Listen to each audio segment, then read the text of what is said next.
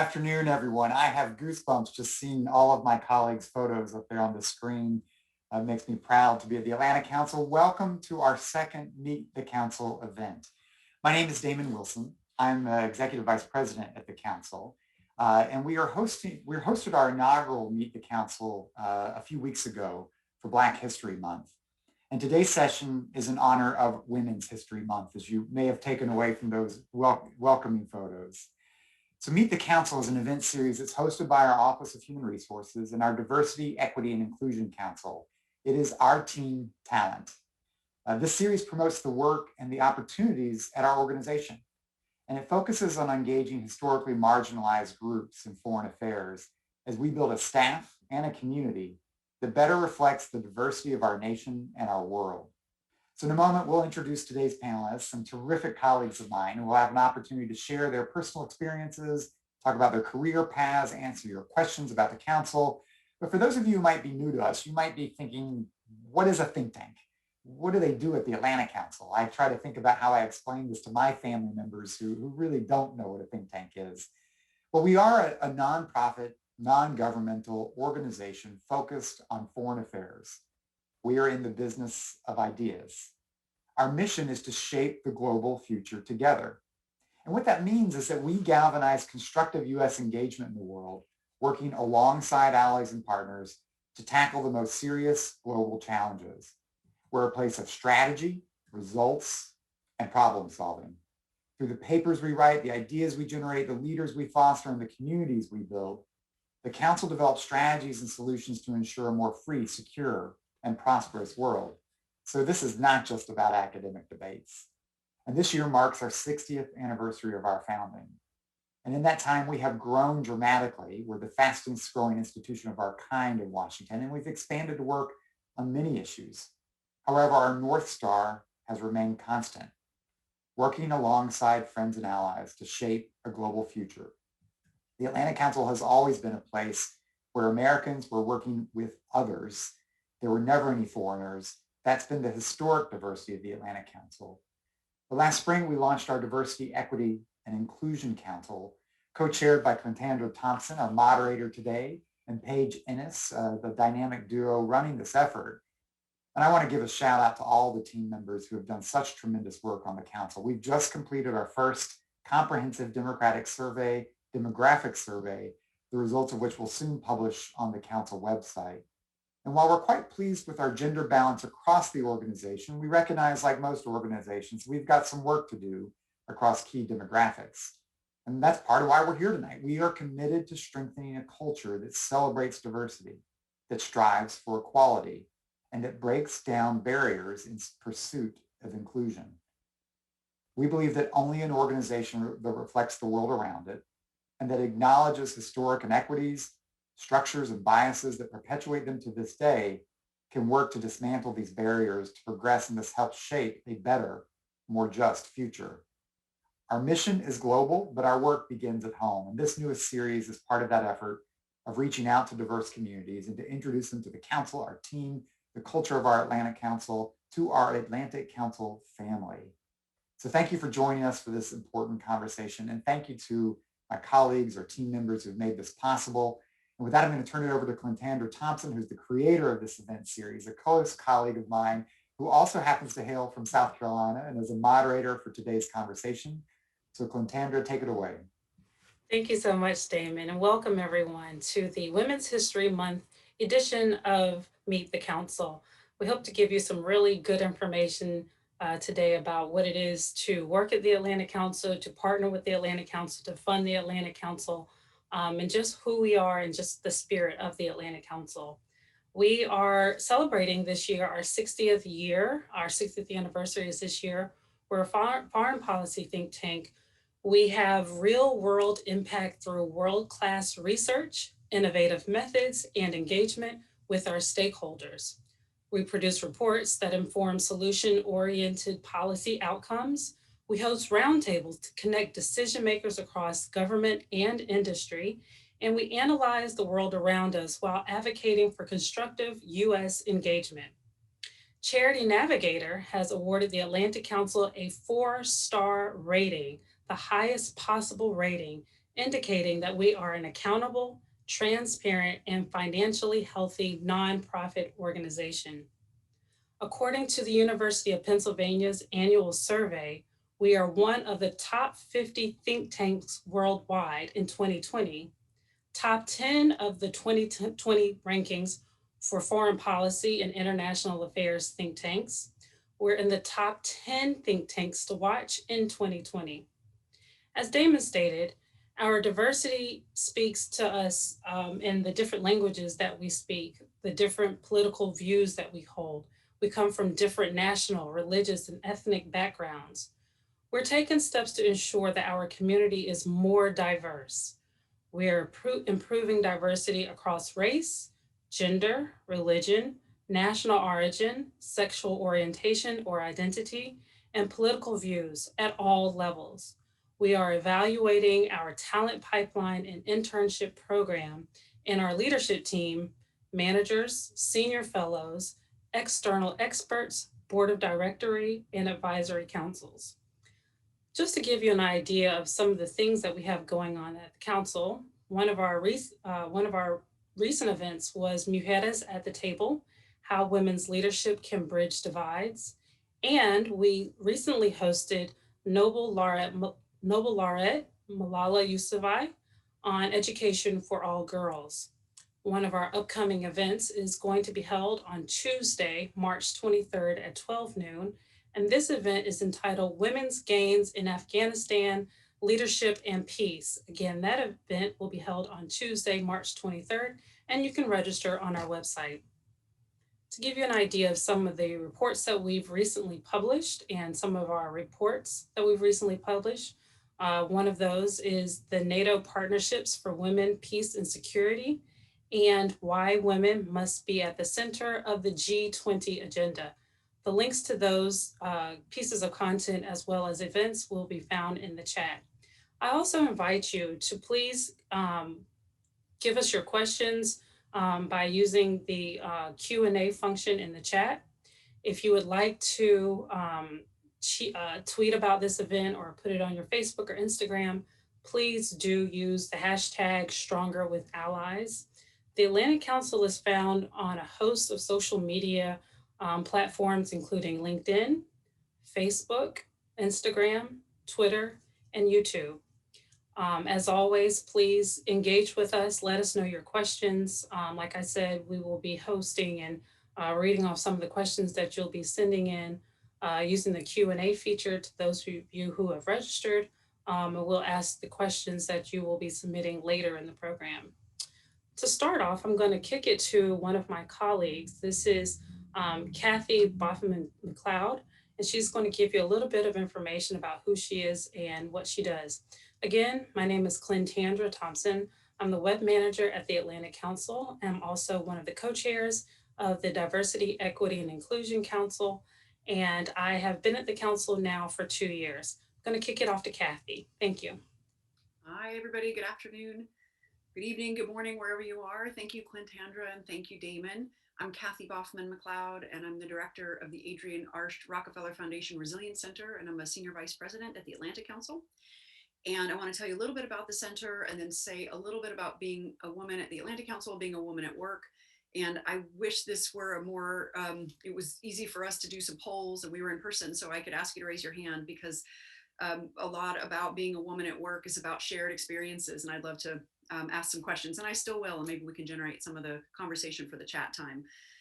The Adrian Rockefeller Foundation Resilience Center is focused on bringing resilience to, and we've set a goal of reaching 1 billion people around the world with resilience solutions to climate change, human migration, and the related human security challenges like public health and food insecurity.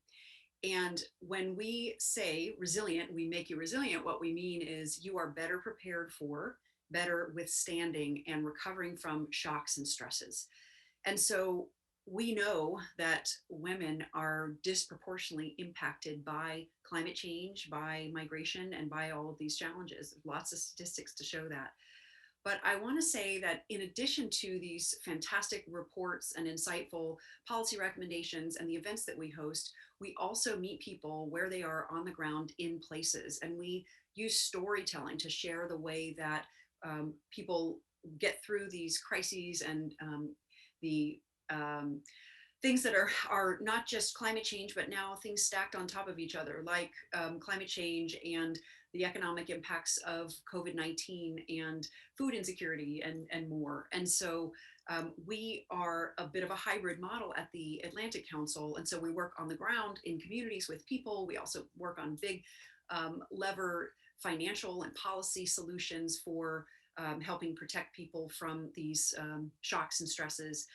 And just talking about the role that this plays a little bit, our team is a 15-member team, and 4 of my team are men, and the rest are women. And so we are a female-forward team, and that is interesting to us because it's not that women are better equipped to handle these issues of climate change and migration and these other challenges, but they do disproportionately affect women. But if we help women, we help everyone, and lots of data shows that. And so we have a gender policy at the Resilience Center here. It is operational. It's about how we communicate what we do and the words that we use. When we are hiring, and one of my colleagues, Fernando Medelis here, she put our job descriptions, which I want to share with you, through a gender decoder, and we found our job description had words that were coded to masculine and words that were coded to feminine, and we gender neutralized our job descriptions, and we're really proud of that. And we also, in our programming, we are focused on understanding the differences of how the work impacts women and men and more. And so soon that policy will be on our website, and so you can look at it yourself. Women are 14 times more likely to die in a disaster. And as a resilience center, that's really an important focus of ours. And the thing I want to leave you with as we get into the conversation is a lot of this is generational, to be a woman at work and then to be a woman at the Atlantic Council. I show up as a woman at the Atlantic Council. I wore pink on purpose today. I can talk about my kids. My team and I tear up when we meet and we support each other. We value emotional intelligence and being able to talk about feelings. And for the longest time, and this, I can reveal my age when I talk about this, I had to come to work as a man. I had to show up as a man.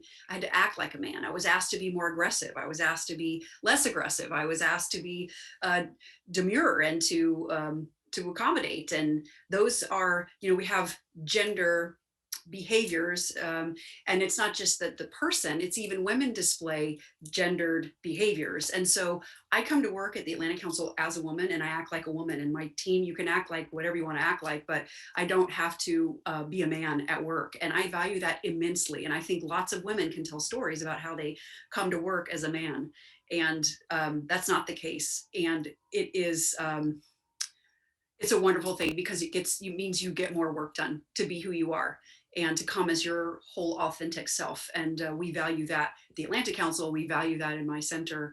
And I look forward to the conversation. Thank you.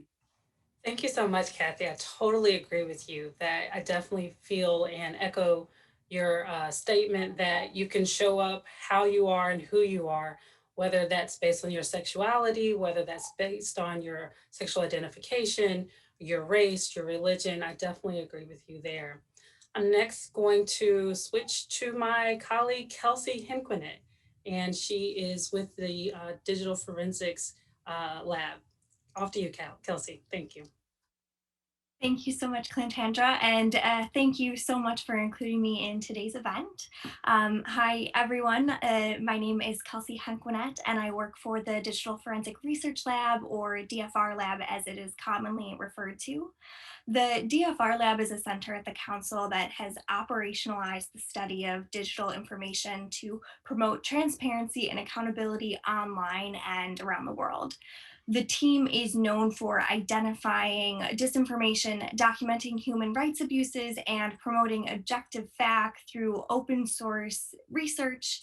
Our team is studying, reporting on, and advancing solutions for disinformation, democratic information spaces, and the challenges to human rights posed by tech in society. disinformation and online harms disproportionately impact women, and the work of the DFR lab and the greater disinfo research community is critical to addressing these issues. On the team, I have the privilege of coordinating global operations and logistics for the team. I work closely with our management team, global research team, and then the broader Atlantic Council. I also coordinate events and help bring our research to a wider audience to move these discussions forward. Following the fantastic words of my co-panelist Kathy, I'm really excited to talk about my experience as a woman at the Atlantic Council. I have been here for 2.5 years, the first year being on the events team, and then the second 1.5 years being with the DFR lab. And I've had the privilege of seeing how the growing number of women and our junior staff has created and cultivated an incredible community of developing our professional experiences and being able to lean on each other in the greater foreign policy and security world. And so I'm really excited to dive into that with the rest of our panelists. Thank you so much for that, Kelsey. We're next going to speak with my colleague Valentina Sade. She's with the Adrian Arsh Latin America Center, and she'll give you her background and how long she's been with the council and her various roles here at the council. Off to you, Valentina. Thank you, Clintander. Thank you, everyone. It's very nice to be here. It's a pleasure to have this conversation with you, Clintander, and other amazing women from the council. It's an honor. So thank you for thinking of me and for having me here today. I am Valentina Sade. I am an assistant director at the Adrian Arsh Latin America Center, where I lead our work on Brazil and gender equality and diversity. So it's great. This conversation couldn't be better, and the timing is also perfect for us to have this conversation. So it's really, I'm excited to dive into today's conversation. I actually started at the council almost 3 years ago as an intern. So I did have that experience of beginning as an intern and then growing into our work. But I can testify from my own experience that the council also, as my colleagues have suggested, you not only have the opportunity and the ability to come to work as a woman, but also as someone young and coming out of college as well, you have the chance of taking very, very important responsibilities throughout the work that you do. So at the Latin America Center, we are also a majority female team, and that goes from leadership to interns. The Latin America Center focuses on Latin America and Caribbean's strategic role in a global context, with a priority on pressing political and economic issues that will define the trajectory of the region now and in the years ahead. We prioritize focusing on Latin America and the Caribbean as a key player in the international stage.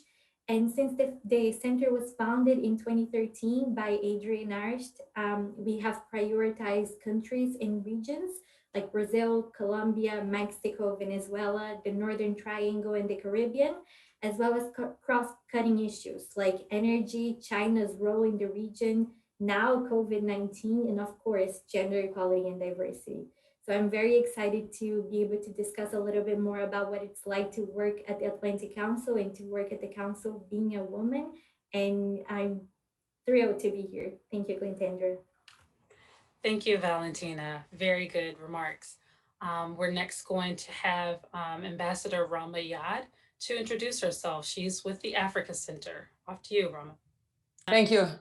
Hi, everyone. I'm very, very, very happy to be with my colleagues from the Atlantic Council today. Thank you for having me, for inviting me. I have been working for the Atlantic Council since 2 years now as a senior fellow, and daily active since a few weeks. I'm very proud and blessed to join that wonderful family. Really, as you may know, I don't come from the United States. I come from 2 countries, France and Senegal, and since the first day I arrived here, I have been really blessed because I have met so many wonderful people, and women are particularly nice, skilled, and I really recognize myself in the way they see their job, and they act. Here it is a culture, it is a family. That is what strikes me most. And I have the privilege to belong to two centers, Europe Center and Africa Center. And in that moment, when we are living so many changes in the world, I'm really lucky to be a part of this huge family. As a woman, that is the question.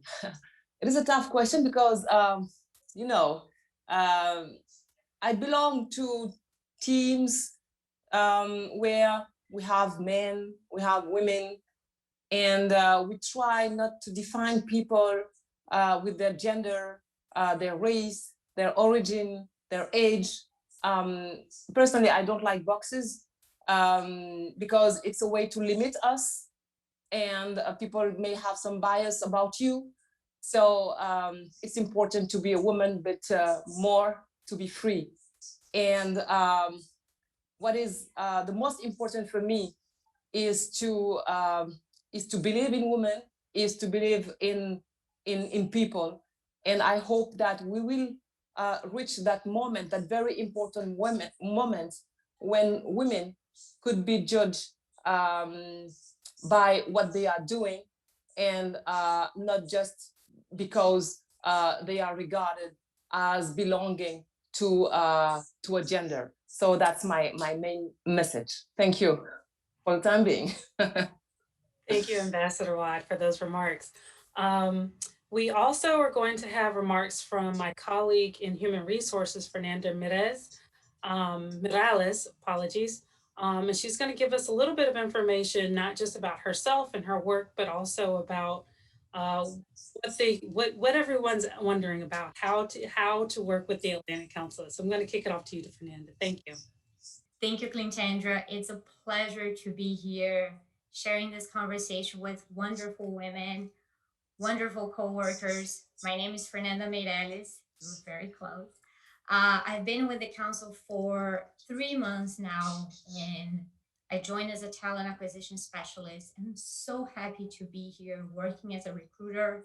I've been in the US for 7 years now, almost 7 years. And my work as a recruiter, as a woman here at the Atlantic Council, and I take this as a personal mission, is to provide the greatest pool of candidates to hiring managers.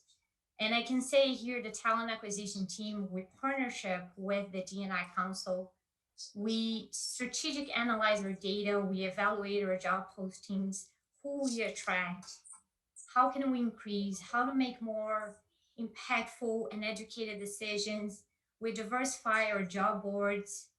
We announce our openings in places that they're not the common ones, so we can ensure to reach different communities, different people. We partner with HBCUs, with minority association, with minority groups, and to expand the council's relationship and outreach in our recruiting efforts. And also, as Kathy mentioned, thank you, Kathy, we have a process internally to review all our job posting and position descriptions to ensure they are all gender neutral. So anyone reading our postings can imagine themselves performing that job. And we review our D&I efforts constantly. We ensure alignment with our talent diversity statement, the fairness and transparency throughout this entire process. And this is what I take as a mission and as a talent acquisition in the Atlantic Council. And speaking of openings, today we have 10 openings, from director level positions to entry level in multiple programs and centers. We are also accepting applications to our Young Professionals program until next Friday, March the 16th. All 17 programs and centers are accepting interns for our summer cohort. So a lot of good opportunity there.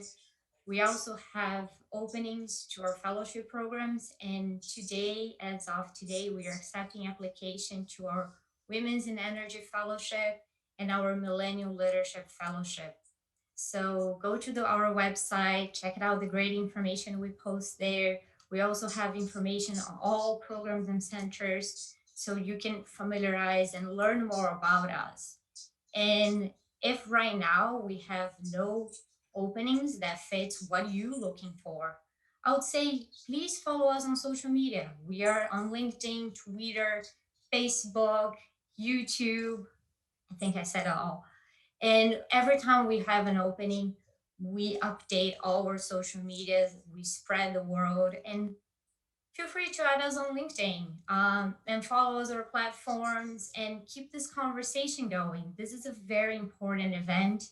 This is very important conversations that we have at the meet at the council. So thank you for being here and thank you for having me here. Back at you, Clintander. Thank you. Thank you, Fernanda, for your comments. Ambassador Yad had touched on this, and I'd like for Kathy and Valentina to expand upon. The Atlantic Council has a AC Women affinity group. Can you give us a little bit more information about just generally what that network is like and what some of those programs are like? I'm sorry, Kathy, if you can speak to that first, and then we'll go to Valentina. So I am relatively new to the Atlantic Council. And so in terms of the women's affinity group, I have so far it's been an email affinity group for me. So I have not been able to attend any of the programs, but I know that some folks that have been here longer, Kelsey and Valentina, could share more detail about what those programs are like. So over to you, Vale. I can answer that question as well, Clintander, because I know that I've been here for a little almost 3 years now, and I know that I participated even before pandemic times when we could actually be in person. I did attend a few of the events that we have at Women at the Council, and I know that these conversations are normally put together for us women at the council to one get together, but second to also hear from different women at the council that have had different experiences in the field of foreign affairs, but also external guests to discuss their, talk a little bit about their own experiences as professionals, as women professionals, but also to give us some idea and some thoughts, answer our questions, because don't we all have questions about our next steps in terms of our careers and our experiences? So those events have definitely been amazing to me in particular. Personally, I attended a few of those when I had just began as an intern at the council, and I know that those were really refreshing to see and to learn from other women about the next steps and the opportunities that there are for women, and for me in particular in terms of foreign affairs, in being a woman, but also being young for in the early stages of my career, being from Brazil and not from the United States, having had that experience as a migrant. I think that that is very complementary and it helps us with our daily job. So I think that it's also a way of bringing together the community and listening from other experiences and other stories and connecting as well through that. Thank you, Valentina. I really appreciate those comments. There's a photo that I found somewhere in our archives, and it's just a really interesting photo. It had, I think it was three women through various levels of the council here, and they're laughing at an event. They're at an event together, and obviously someone in the photo had said something humorous, but the picture just really struck a chord to me because you could see in that photo that there was a level of professional sisterhood, if you will, and that there was a level of mutual respect for one another's opinion and one another's experience. I'll have to just find that photo and post it somewhere one of these days. It was a really nice photo.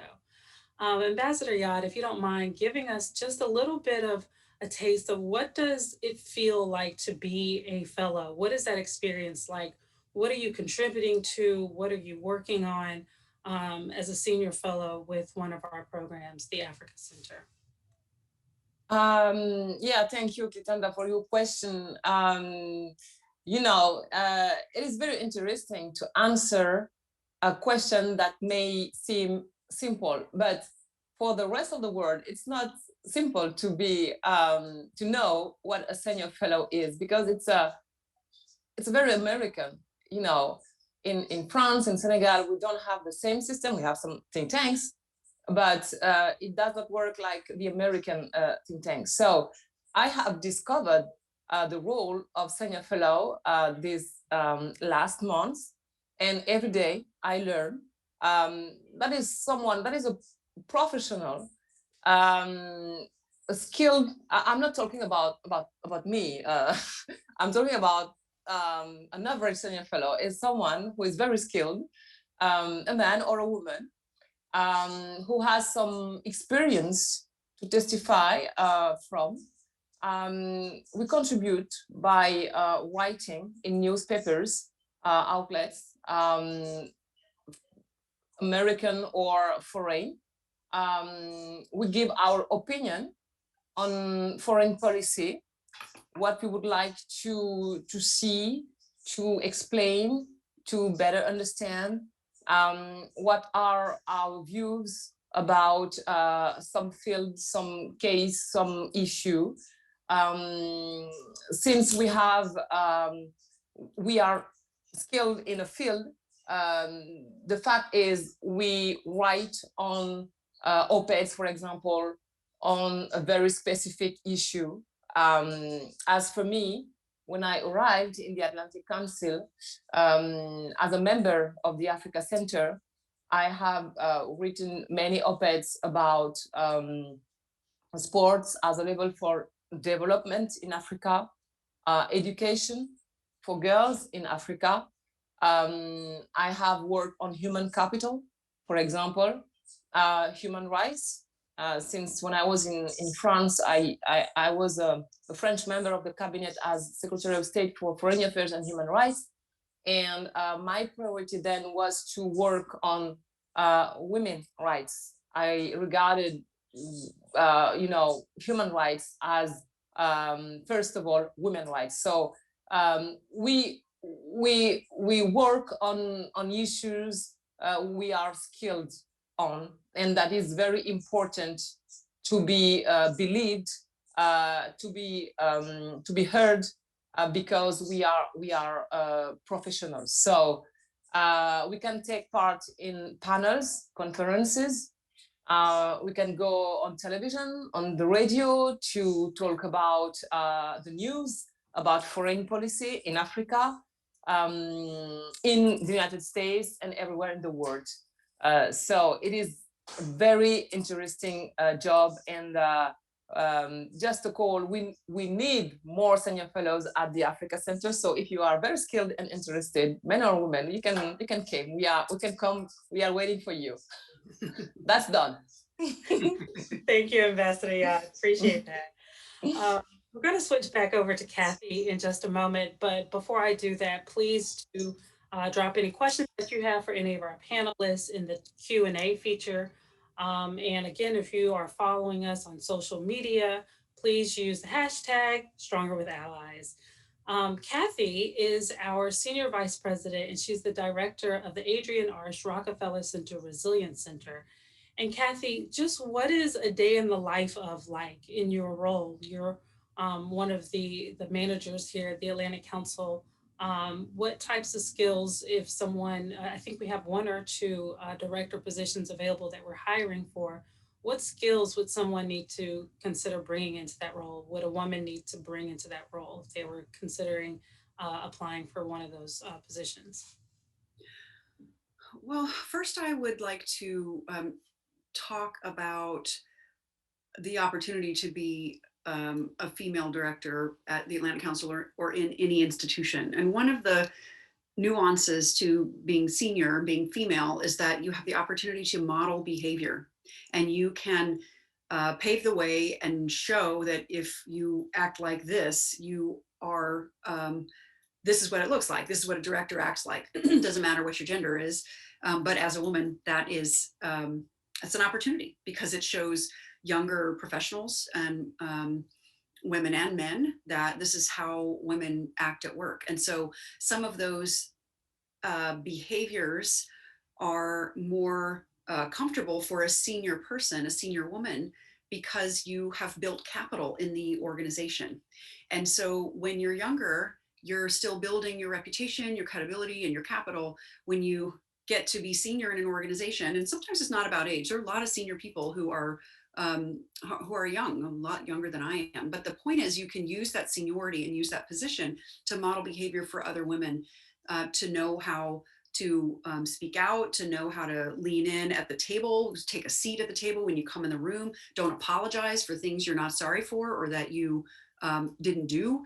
Lots of things. We could spend a whole session on those sorts of things, on just cues that we give, and putting yourself in a position of strength, and just being there for the work and the contributions you have. It's not about your gender. And there are lots of mini behaviors and microaggressions and all those sorts of things that we pick up on, and we learn culture when we're in a place. And so the opportunity for a senior woman is to say, I'm not going to display those behaviors. I'm going to display functional behaviors in the way that I want the people around me to behave. And so it's a privilege, and it's also a responsibility as a senior woman in any organization and at the Atlantic Council.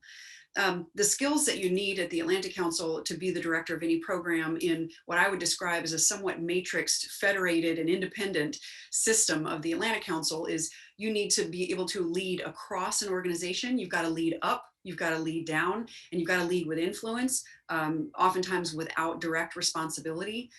It's entrepreneurial by nature.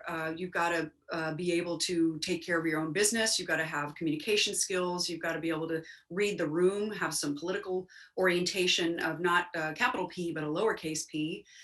You need to be able to prioritize. There's too much work in a day. What's the most important thing? And we often, just as humans, get caught up in things. And there's a bunch of reasons for that. We could have a whole session on that. We get caught up in things, and you have to stay ruthlessly prioritized to be successful and reach your goals.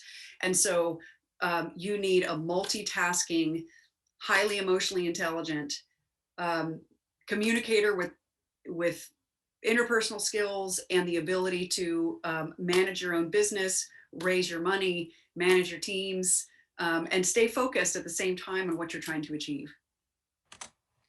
Thank you for that answer, Kathy. We are now going to answer some of the questions that's popped up in our Q&A. One of the first questions that we have is going to go to Fernanda. And that question is, do you offer fellowships to current federal employees? Fernanda?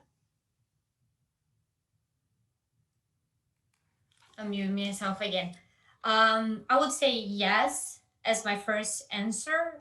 You might have to check with your own employer, and if you sign any agreement, if that it's allowed to you.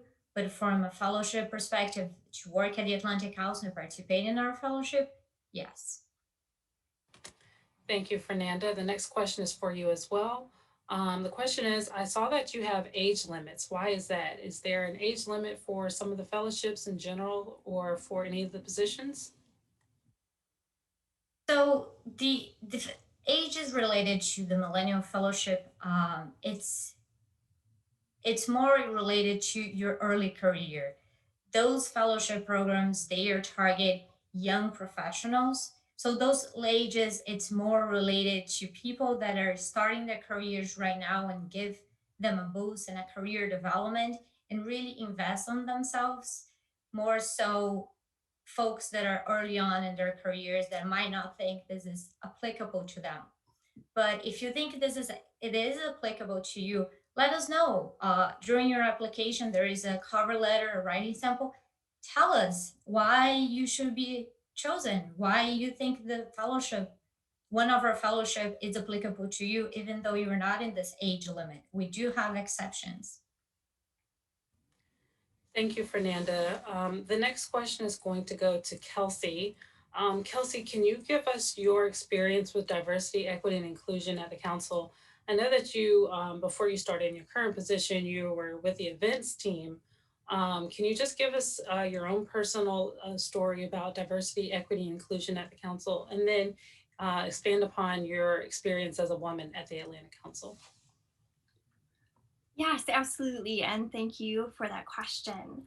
I would say for me personally, I feel extremely lucky to be on a team that values diversity of voices in gender, race, ethnicity, nationality, really running the gamut. Our team includes powerhouses who live in 11 different countries that span 5 continents. So we have a really unique position at the council of having a really inclusive set of voices. But of course, that said, we can always do better at our team and at the entire council. I do work in a field that is rich with diversity, but as I mentioned earlier, women are often targeted of uniquely gendered disinformation, where propagandists use gender to delegitimize women's voices online. And this issue, I must say, is tenfold when speaking specifically about women of color. So I think that at the DFR Lab and at the Greater Atlanta Council, it is our responsibility to lift up, to cite, and to credit experts who are working on these issues, who do identify as women. And I think then to your second question about my experience as a woman at the council, I alluded to this earlier, but I do feel very lucky as a more junior staffer at the council. We do have a wide range of women at these positions across all of our teams. And I think that that's created a really incredible community of younger women and young professionals who are really leaning on each other to, I think as Kathy had said, kind of following the women who are in leadership positions or creating a community within our teams to really be able to push our work forward, check in with each other, make sure that people are feeling comfortable. I think that there really is value in reading each other's emails or getting a quick check on tone or vibe or things like that. And it's something that's really fantastic to be cultivated at the council. Going on to the other piece of your question, with my experience at the events team, I'll take this opportunity to talk about a policy that was started at the Atlanta Council a number of years ago by women in leadership positions at the council who saw that there was a gap with voices that we were lifting up, and people that we were including on each panel. And so we those leaders a few years ago decided that we would have a policy of no manels at the council, or no panels that were entirely made up of just men or just male identifying voices. And that is something that we expect all of these centers and programs that are hosting events to hold to make sure that women are included on each panel, not just as the moderator, though that is an important role, but making sure that we are relying on women not just to speak about their experience as women in the field, but because they're experts, and including expert voices, no matter who they are, but making sure that we are lifting up women. And I think that the next step on that path, it's a fantastic policy, but then the next iteration and the next way that the council can move forward is also making sure that we have an element of race and ethnicity and nationality that are also enforced across our panels. Thank you, Kelsey. Looking at the questions and answers, it looks like there's a bit of confusion between what the Atlantic Council calls a fellow. So I'm going to kick it to my colleagues, both Fernanda and Valentina. I'm going to start with Valentina to address what a certain type of fellow is. And these types of fellows, there's an application that's open now that we've mentioned at the top of the program. That's for the Women Leaders in Energy Fellowship. That's one type of fellow. Those may or may not have age limits. And then there's another type of fellow that Fernanda will expound upon that are kind of what Ambassador Yad was referring to earlier regarding to different types of fellows. So Fernanda and Valentina, if you don't mind clarifying the different types of fellowships that we have here. Valentina? Yeah, I can definitely start and share a little bit about the fellowships that we have within the Latin America Center. So those differ from, we have the Rio Bravo Congressional Fellowship and the Venezuela Congressional Fellowship, which is fellowship that you applied to be a part of and has a time limit. I know that we are going to the second cohort of our Rio Bravo Congressional Fellowship, and then we have the non-resident senior fellows. So given that we are a Washington-based organization and the Latin America Center focuses on Latin America and the Caribbean, we also use and take advantage of friends and allies at the region, in the region, to, you know, have insight from what is happening in country, to talk to them and have a presence in on the ground. So that's one way, and that's another kind of fellowship that we have. So we have a few fellows that are represented, or non-resident senior fellows that are country specific. So we have for Venezuela, we have for Brazil, we have for Mexico.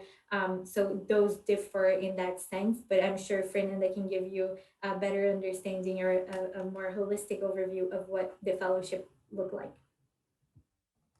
Of course. Thank you so much, Valentina. I think you did a great job explaining some of the fellowships in the Latin America. We also have fellowships in other programs and centers, and they are very specific program based, and you apply to them. We open applications online and we leave them open, and you just submit your application. You're passed through a recruiting process or um, recruiting process. For example, the Women's in Energy, the deadline closes tomorrow. So those are more based on your career development and a specific program or a type of period that it, an opening for a program, right? And of course, I'm confusing myself here. The non-residential fellow, you are a subject matter expert on the ground, like Valentina said. You are not sometimes not even based here in the US. You're on the ground in our allies, and it's more a partnership between the Atlantic Council and you, and the application process is a different. You are someone from the Atlantic Council submits your name to be a non-resident fellow. So I guess that's the main difference between one you were nominated, the other one you applied for. That's correct, Fernanda. Thank you so much for clarifying, Valentina, as well. We If you have any questions about becoming a fellow, either a non-resident senior fellow or a resident senior fellow, or one of our program fellows, email hr@atlanticcouncil.org for more information if you desire to apply for something or if you need some more information. There's another question that's coming in from the floor, and that question is also for Valentina. Could you speak about your experience navigating foreign affairs as a young woman? Yes, I can definitely speak of that. And that's actually one of the things that, as Kathy was talking about her experience as a director, I also thought that this was something that was applicable to every level in different, of course, differentiating your seniority within the council, but still applicable.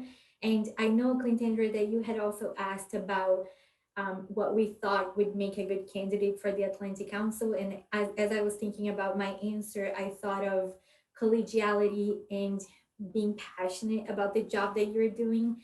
And to me, that is because we are very collaborative in everything that we do. And maybe it has to do with the way that we are structured by themes and regions, as well as the culture of the organization, of course. And passionate because it's a challenging job. In a good sense, it's very fast paced, it's demanding of time and dedication, but it's also extremely rewarding from a very early stage. And if you allow me, I wanted to share a story from when I began at the council. It was actually my first event at the council. I think I had started that week and as an intern, and it was Friday at about 4 p.m. And we had just confirmed a very high level private event with a government official from Colombia for that following Monday. So we had that Friday and the weekend to prepare for it. And in a matter of an hour, I had to learn to send a mail merge with an invitation to a very select group of invitees to putting together an agenda and a moderator's guide. So everything was ready to go for Monday. It was a lot. It was a lot.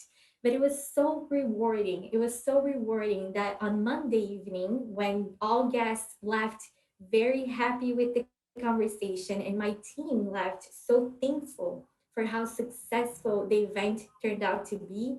And I felt my job and that what I had to do at a very early stage in my career within the council, having such an impactful and such a successful way of ending the day and impactful to the job that we were doing. And that was something that was constructed through a very long time. Projects normally take a very long time to be put together, and the way that we shape and influence public policy and conversations around these issues are so important. And to see that as an intern, I had a little part and played a little small role in making that happen and making it successful was extremely rewarding. And I will say that as a young professional and early career of my stage, a junior staff, like Kelsey mentioned, um, I definitely had my voice heard, and this was something that I always appreciated about the Atlantic Council, and particularly about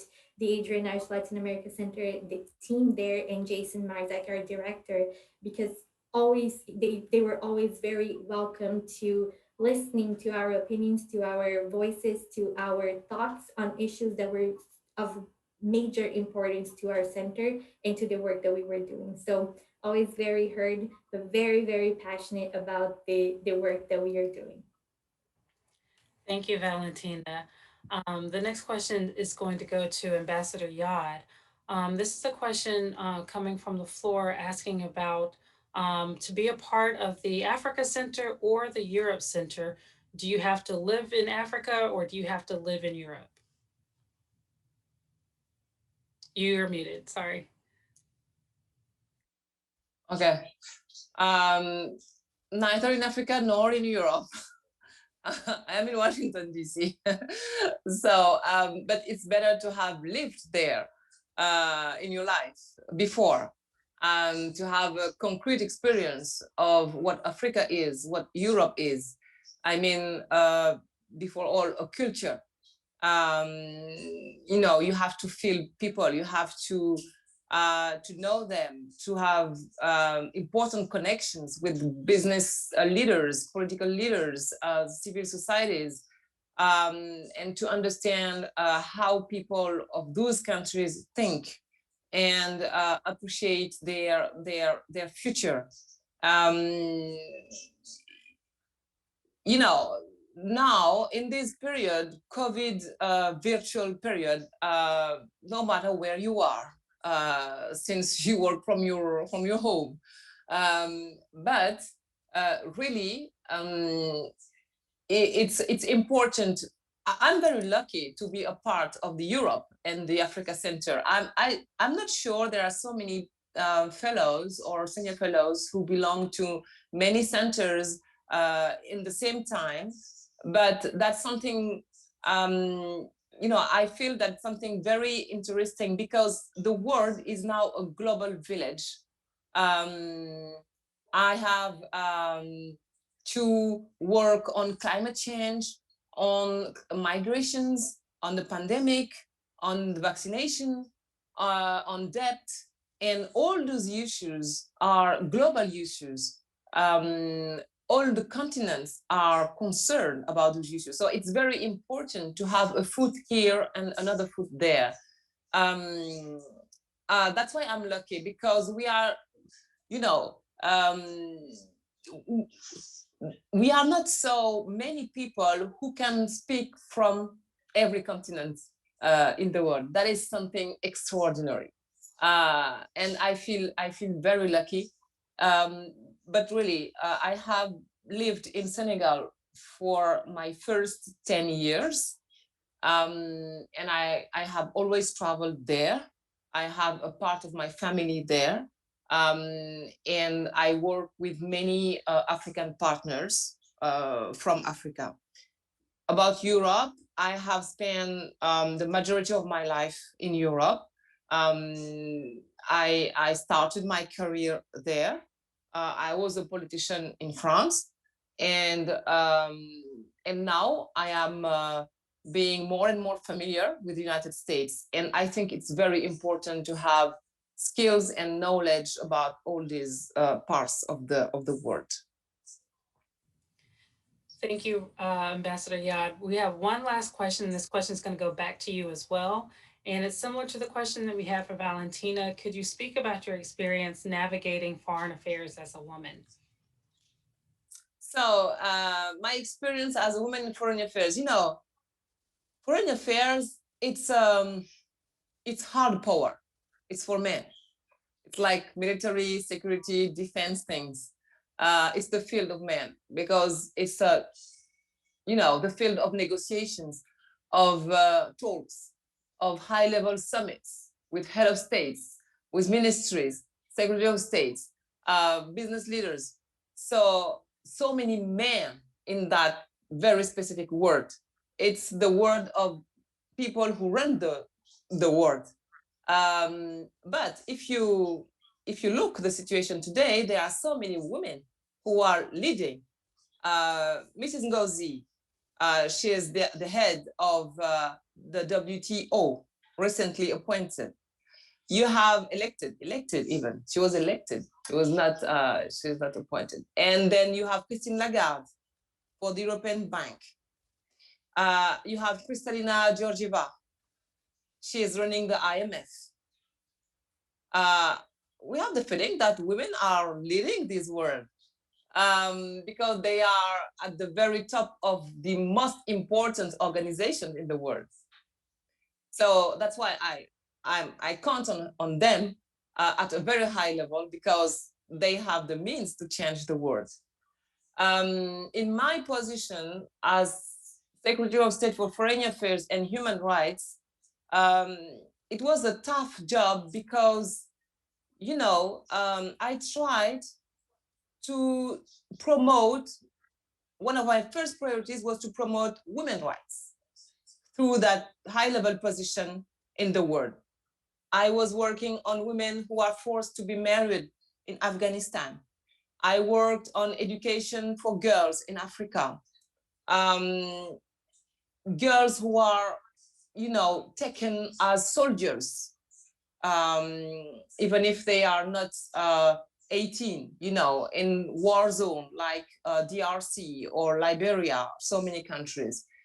And it was very difficult to make my colleagues understand that you have to work on this because the only thing they wanted to focus on was military, security, and diplomatic matters. And for me, that question of women, young girls, it is a question of security. It is a military problem. It is a matter of security for the world because they were in danger in conflict zone, and that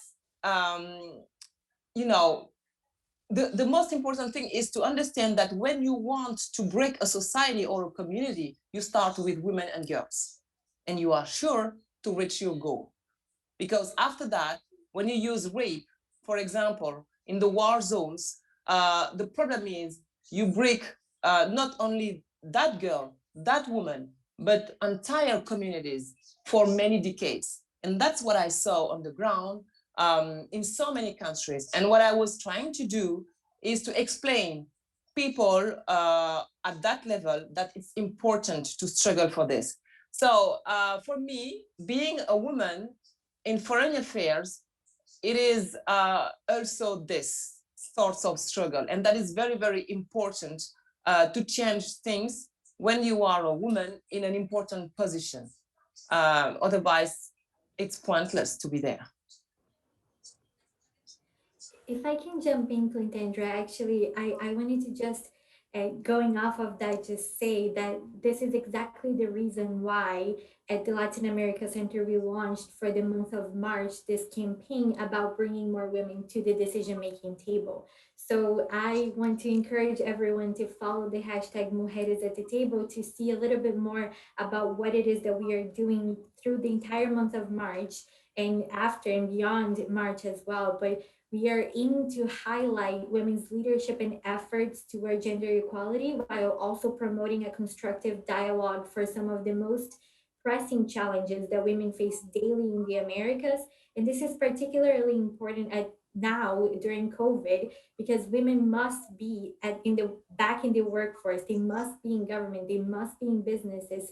And most important, if not, the key is to be at the decision making table so we can try to solve so many of these issues that are gender based. So I just wanted to ask everyone to follow our hashtag to join the conversation as well. And that ranges from girls' education to Indigenous women to economic empowerment and beyond.